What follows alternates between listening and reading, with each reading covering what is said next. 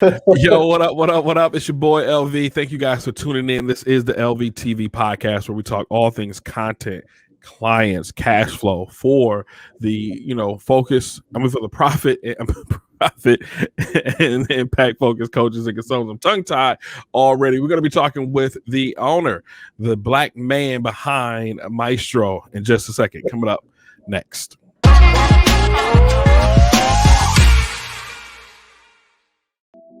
All right, you guys see him on the camera here. Justin, thank you so much for taking out some of your busy time to have, this conversation with me. We've been playing tag for a couple of weeks now. So I just want to say thank you publicly for your time today. How you feeling today? I'm good, man. Excited to be on the show, bro. Thanks for having me. Appreciate it. Man, you know what? You're the first person, I think, well, I don't know. Maybe you are the first person to say that, but I felt that when you said you're excited to be here. Hey, so man, whatever that was, yeah. I'm with it. You see, I'm sitting up now. I'm like, okay, let's get straight into this. So let's go, baby. Let's go. So most of my audience obviously are client-based business owners, coaches, and consultants, right? And I speak to them more so on like growing their Instagram to turn their followers into paid clients. And one of the things that we talk about is like, where do we house our coaching platform or our courses? And there's some bigger name platforms, which we won't necessarily need to name them today, but they're out there. So you came across my radar through Clubhouse, black owned online training platform. I was like, yo, we gotta talk because I'm just curious naturally, but I also think it's a resource that we need to know about. So Justin, take me to the moment where you decided to launch Miestro. Like, what was that moment? Were you at the kitchen table? Were you out to eat? Like, where were you at when that came to you? It's kind of like, man, when you're an entrepreneur, right? It's like you have a lot of those moments, right? You have a lot of those moments. And I think I've always, the moment really for me was like a decade ago. Like I really always wanted to build a platform, but I just really didn't know how to, right? Because I've been in the digital, I was actually a course creator for the past 12 years, right? So really? So I've created different types of courses. My first course was teaching people how to build an agency, a marketing agency. So that was one of my first courses because prior to me actually having online training, I actually had a marketing agency. We were building funnels, we were driving traffic. So that was one of the first things that I did. And then I transitioned out of that into another platform. So interestingly enough, Miestro is not my first tech platform. Really? Yeah, no, we built another one it was called Script Engage, which I actually just reacquired. I had sold it and then I reacquired it recently. It was one of my first platforms that I built. We built it to around 8,000 customers. And I still had that itch. I was like, I want to build something that's easier. I want to build something that's, just way better. And I had so much vision for it. And I just saw I think for me, I saw this moment happening where online education was going to be bigger than we can ever imagine. Like, forget the statistics for a second. Forget we're in a $1 billion, $1 trillion industry. I just knew because of the way that everything is set up around education. Don't get me wrong, education is great. We need our lawyers, doctors, everything. But, you got the guy like me who didn't feel like he was good enough to go to college, right? I'm with you. I pick up what you laying down. Yeah. So for me, after I acquired the knowledge, I was just sitting there one day. We had just sold this tech startup, and I was like, man, what do I want to build next? I said, all right, I was gonna go into something else. I was like, no. Miestro is gonna be the thing that I built. And so I took a piece of paper, drew out the first designs. Because once I get that in my head, I'm the type to go 100,000 miles an hour. And so I wasn't thinking about my financial resources cap. I wasn't thinking about, do I have enough money to build it? I was like, how can I make it happen? That was the only thought process I had. That's crazy because I think, when I'm listening to you, you dropping some nuggets if people are listening already on just like some entrepreneurial like motivation and success tips.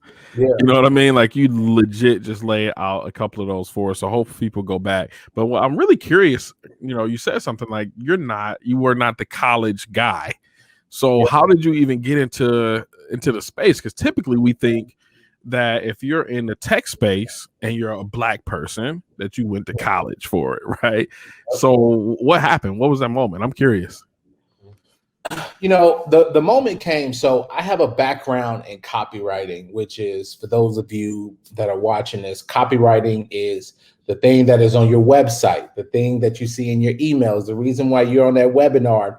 Copywriting is the art of persuading people to buy a program, especially digital programs, right? So I had spent around 3 or 4 years studying copywriting, right? And I just knew it was a skill set I was going to use. And so I got this client who wanted to basically say, look, stop writing for other people and write exclusively for me. And he had to come up with a bag, right? Yeah. So he had to pay me a little bit so to be exclusive to him.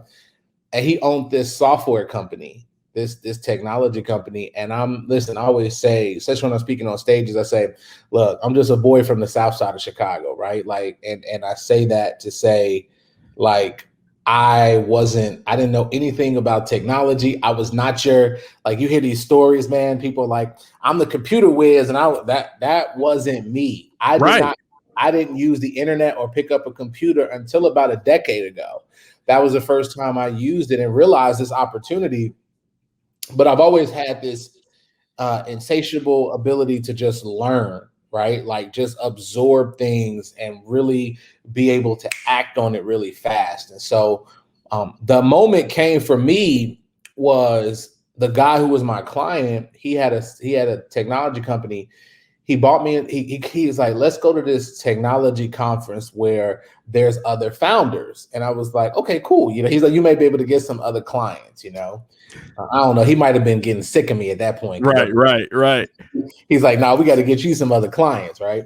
So I'm walking through this room, and I see nobody that looks like me in this room. Okay. And this is a technology conference. And I'm thinking to myself, it's like this light bulb moment went off where I said to myself, like, why isn't anyone building companies in the technology space? And I started researching. I saw there were some people, but I saw like they either went to college or they had this background or they were in this other technology startup. And so I went home, and I remember I was burnt out in my actual company or doing what I was doing. And I said something like tugged at me and was like, this is the next frontier. Like, this is the thing that I need to be doing. This is the thing that it's an impossible boulder. And I had to really mentally prepare myself. What I did was I went back to my friend and I said, look, I got a proposition for you. I said, I am going to basically do free work for you for the next 6 months. And you are going to teach me everything that you know about building your tech startup and software. And he looked at me, man, and he said, this is the craziest, the craziest proposition that I've ever heard. And you must be crazy. And I think he could probably sense like the look in my eyes where I was not BSing. Like, I legit wanted to know how to build this tech startup. So fast forward 6 months, I had an idea. 6 months, we launched it. It failed. We kept failing. And then eventually we did about 2,000 customers on that brand. I have to keep relaunching it and keep reiterating. And yeah, man, I learned a lot through trial and errors. And here's what I will say to people. A lot of us, especially as experts who don't have a tech platform, we only look at the resources that we have available and not the destiny, right? We always look at the resources around us, and that's what stops us, man. It's not how much money we got in the bank, where our customers are. It's a lack of like really seeing the end goal and feeling it and understanding like that if you truly believe, and I think people, man, they've unconsciously have discounted the word belief. They don't even know what belief really means. Mm-hmm. Right? Mm-hmm. Belief is so much more than just, yeah, I believe I'll have that one day. Belief is like can nobody tell you otherwise? That's real. I've been Like, there. like nobody can. I call it obsession. Like, Yes. so for me, I think like for me, the first step is I had to prepare myself because I'm the underdog. I have no tech background. I didn't go to college for it. I had to prepare myself, but I also had to realize I had to think smarter, and that was the way I was going to win. So I met this guy at a conference, man, and he was a developer. We hit it off, and we've been building stuff since 2014. Wow. And he's actually my lead developer at my company and runs our development team. And it's been an amazing journey for sure. Man, thank you for sharing that, Justin. Like that was inspiring, bro. Like it was definitely, and definitely no cap, but like thank you for sharing that, for real, for real. So I want to dive into Maestro, right? And it's not spelled the typical way, right? Nope. Miestro. Is that Yeah. correct? Yeah. Maestro.com, right? So online training platform. What makes your platform different? You know, every tech founder gets that question if they have other competitors, right? And I've always struggled to answer it over the years up until the last year, right? And I'll tell you why. Because I think unconsciously, especially in the tech space, a lot of people take on the same identity because, first, when you start off with an idea, typically that idea has already usually been done, right? And then you go in and it's like most of the features you have to kind of catch up to your competitors, right? Right. So we spent a good 2 years really like trying to just build out what people, because there was a lot of course platforms out there, and I already had it in my mind that it was going to take a few years for us to really get an identity of who we were, where we weren't doing something called feature battling, right? Which is you release a feature, I release a feature, and it just becomes this back and forth. And so about a year ago, we started solving a different challenge than a lot of our competitors. And it was a big problem that we saw in the marketplace, and it was this. The platforms that exist out there know how to do two things really, really well. Number one is there's a lot of tools out there that teach you how to create create a course or platform, right? And they also have the resources and the tools to help you to sell that thing. But then I realized there was a third major component, and it's called consumption. Oh, yeah. I see where you're going with this. Yeah. Yeah. Okay. Right. Yeah. So basically, in a nutshell, there was at first it was like most people kind of guessed, people gave kind of this stuff. But then the University of Pennsylvania actually came out with a study recently to validate it, which is that 95% of people do not complete online courses or online education in general, not just courses, but videos and training and even college courses online. 95% of people don't complete them. Now, what does that mean for you as a course creator? It means a lot of things. Is that on some subconscious level, there exists a level of you creating something that you don't know if people are going to use it or not. And so that's the first thing. The second thing is that most people don't realize that it affects their sales. It affects their refund rates are higher. And if nobody's really going through your content, how can they absorb the information that you're giving for them to experience the transformation? So when you go to sell them something else, sure, there's people who buy stuff just off of GP, or people who just say, hey, I know this person. But they don't necessarily, they're not getting what they came to get. It's like if, listen, I always tell people, you're going to see me rocking, look, I'm on an Apple computer. I got an Apple Watch on. I got an Apple. I am indoctrinated in Apple, right? Yes. I'm an Apple fanboy. Same here. Here's the thing. If I were to buy another iPhone and I stuck this thing in the drawer, and I got the AirPods too. Look, I got the I got I got the Apple Pencil. I got an Apple Pencil. Like, forget a regular pencil. I had to go buy an Apple Pencil. I'm with you. I'm in step. I'm in line. Yeah, it's like the Apple. I got the Beats by Dre made by Apple. I got the AirPod, everything, man. But here's the thing: if I really never use this, it's like, and here's a perfect example. I love my iPad, but I don't use it a lot. I use my computer, right? Now, because I use my computer very often, if this thing were to break down, just like last year, this thing broke down, I justified in my mind paying $3,000 for another one because I used it. Right? Yes.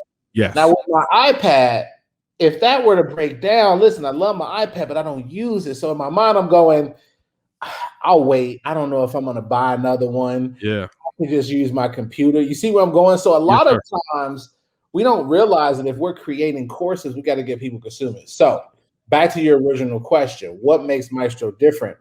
We've created a set of tools other than even that Miestro can help you create your course, sell your course, everything. We've solved the problem of the third equation, which is getting people to consume your actual course. And that's what makes us different. And that completes it. And that really helps course creators make a lot of sales and make a difference. Yo, I love that. I love that because you know what? Sometimes, so many times, I've bought courses and just straight up didn't finish them. Just being real. Like, I thought I needed it and I got in there and I was just like, okay. So I just nibbled on what I felt I needed and kept it moving. However, I imagine the person who got that money don't care either. You know what I mean? But being integral, which I try to always, plant my flag in, is that why would you not want people to complete all that hard work you put into it? Why would you not want people to get the results that you claim that they would get after spending money with you? And right, so we're just not selling login. So I really love that. So I want to ask you this question here: how can coaches, if they have a coaching platform or coaching program, right, how can they best utilize Miestro? Yeah, so I mean, essentially, like, you have I call it the CSC method, right? Which is create, sell, consume. When you have all three of those things, you not only can create a thriving business that can grow without you, right? But your sales become unlimited in a sense. So a lot of people are using Miestro in different ways. They're using them to host their courses. They're using them for membership sites. But some people are using it for the high ticket programs. There's so many different ways you can utilize Miestro. But one of the things that we are building around Miestro is we want to make Miestro more interactive, right? Okay. So meaning that, one of the things we have at Miestro that's really huge is something called automations. And so in automations, here's what we figured out. There's automations, like if you use an autoresponder like ActiveCampaign or Infusionsoft, then you know about automations. They're powerful. But in a lot of course platforms, a lot of them have not been created yet, right? Okay. So one of the things that we had to do is we had to really, like, we envision it like, how can, let's just say somebody buys your course. Here's what I mean by consumption. Let's say you are a coach and you sell a course. What most people do is they send the same email and the same communication to a person that's signing up as everybody that's walking through the door. Sure. Right? And then months later, you're getting what we call another autoresponder message that is saying the same thing. Now, here's the thing. You're talking to human beings. You're talking to people at different places. Yeah. So what I mean, you have the person who literally just purchased your online course and they haven't even opened up your online course. They haven't even opened up your online training. Yeah. Then you have the person that went through 25% of your training, right? And life got in the way. But why are you communicating to the person who haven't even opened the doggone thing yet? And you communicating to the person who have went through 25, 50% of your training. Yes. Right? So it becomes this dichotomy that happens. where essentially you're dealing with people who are at different levels, but you're communicating the same way to them. Yeah. I can say that can be wonky. That can be real flaky right there, from a high level, right? And that's just that customer experience is going to be that's whack. And I never thought about that, so I'm glad Maestro has thought about that, put those things into place. Yeah, most people haven't thought about it, and it's because we're creators, right? As experts and authors and speakers and trainers, we're creators. We want to focus on creating stuff, And but when you think about these little, I call them the little buckets that cost you sales, the little buckets that also your customers become, they kind of like get paralyzed by, in essence. Then when you start to fix those things, you start to have a lot of success.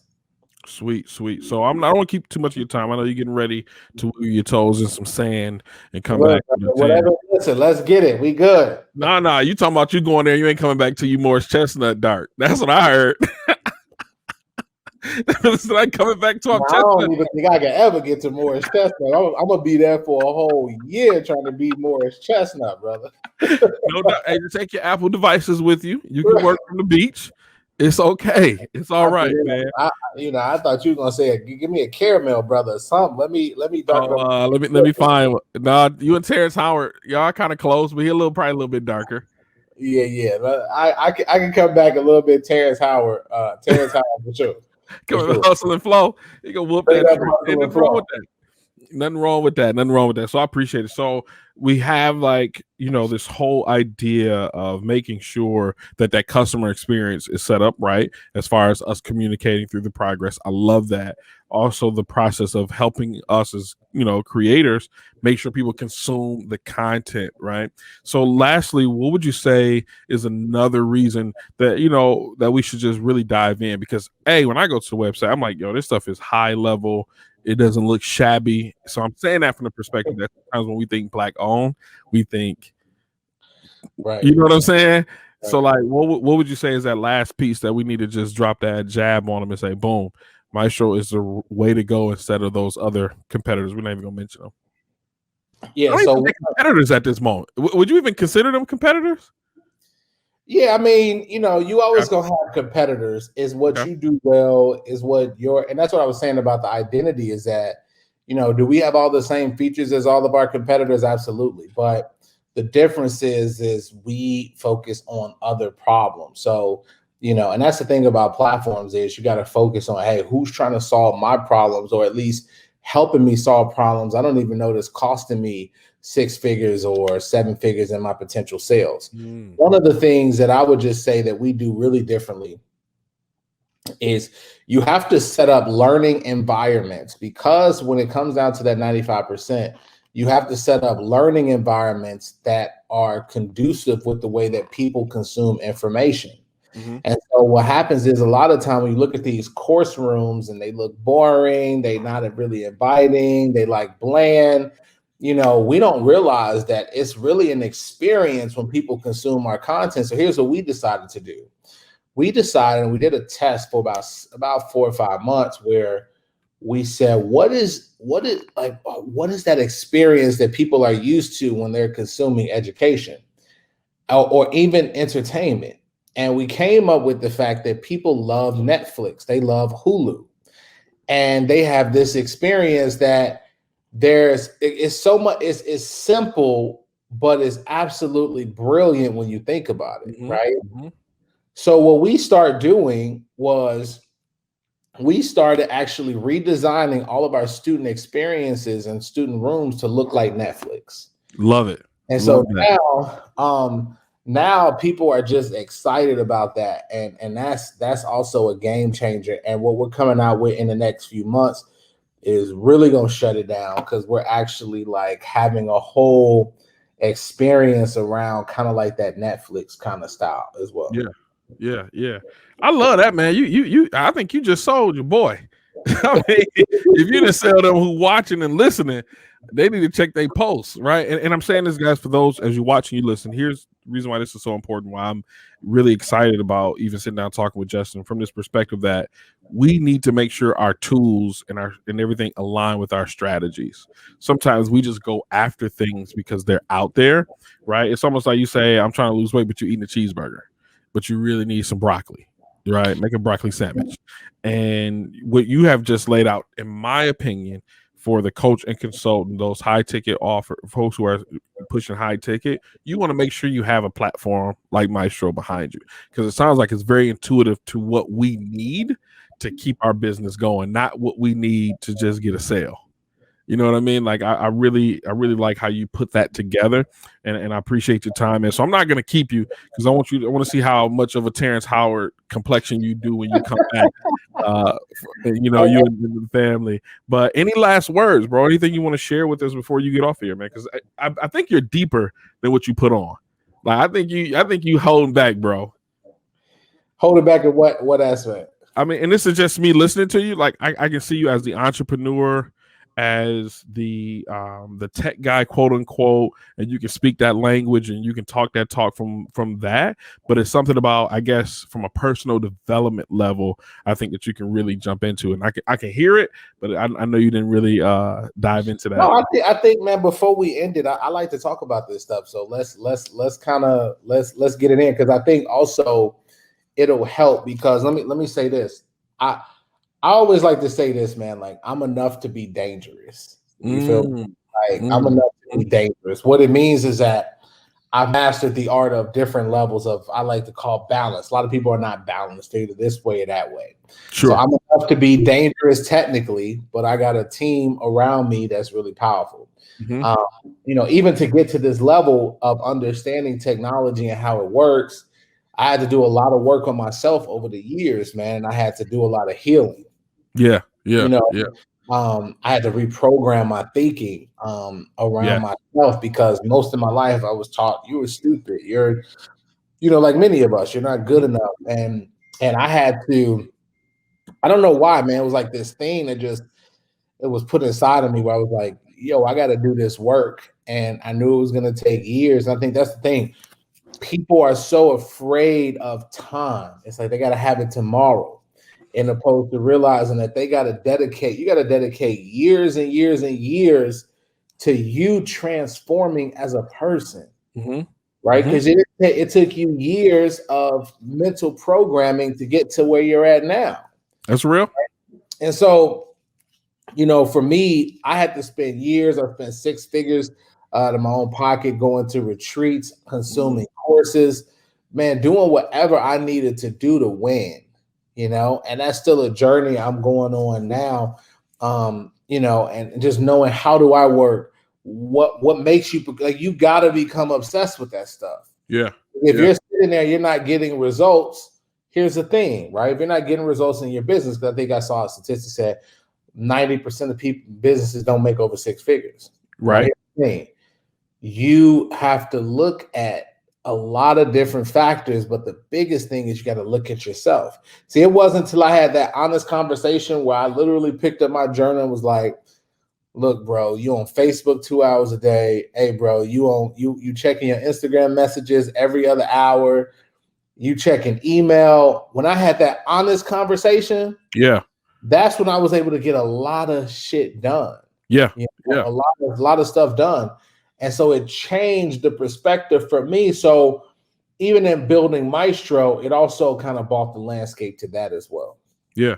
I love, I mean, you know, I'm a firm believer, right? And this is just my personal belief. So anybody know me, know how I get down. But like, I believe that as a man thinketh, so is he. You know what I'm saying? And that how you view yourself and what you put into yourself is what you get out ultimately.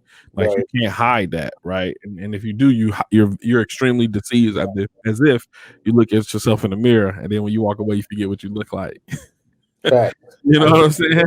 Yeah. So I'm huge on that, man, because I firmly believe, and I, you know, for those who are watching, know I got a book coming out, and one of the opening aspects in the book is where my mom told me, son, you'll be successful when you learn how to get out of your own way. Right? And I thought I was about to get the biggest whooping in my life, bro. Like I ain't even gonna lie to you. I thought I thought she was gonna say, forget the belt. We going straight for the baseball bat or these hands, right? Right. So instead of her doing that, she said, when you learn how to be successful, when you learn how to get out of your own way, that's when you'll be successful. And that was enough of a whooping in, and that has carried on to this day to simplify personal development. Like we have to get out of our own way, because if you had everything that you need, you'll already be where you want to be. So I think that's extremely key, and I feel like that's a strong suit of yours. You know what I mean? The tech is the right hand, but that personal development, inner work, is the left hand for you. Like you hitting it with that 1-2 combo.